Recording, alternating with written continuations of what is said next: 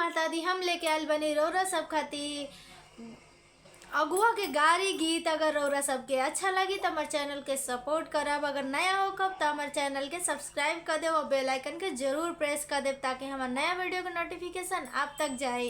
तो चलिए सुनल जाओ हमने के एगो हंसी से भरल अगुआ के गारी गीत।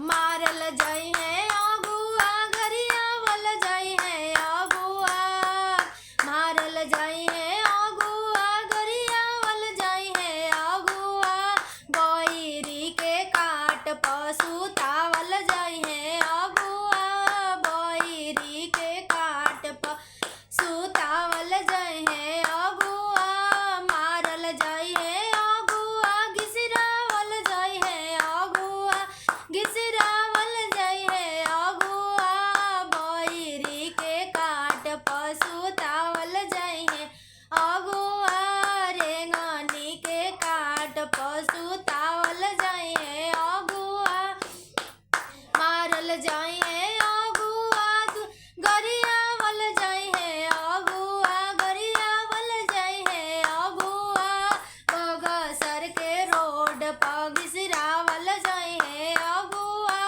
आरा के रोड पर लतियावल जाई है अगुआ, मारल जाई है अगुआ गरियावल जाई है अगुआ, गरियावल जाई है अगुआ, गंगा जी के रेत पर घिसरावल जाई है अगुआ, बगसर के हाईवे पर लेटा के मारल जाई है अगुआ, मारल जाई है अगुआ गरियावल जाई है अगुआ, गरियावल जाई है अगुआ,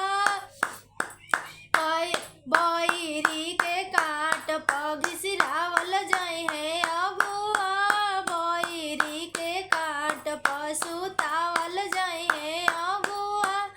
तई रहल है गारी गीत। अगुआ के कैसन लागल है गारी गीत? आप सबके अच्छा लागल हो तो हमारे चैनल के सपोर्ट करब और कमेंट में जरूर लिख के भेजब कि आपके कैसन लागल है। जय माता दी।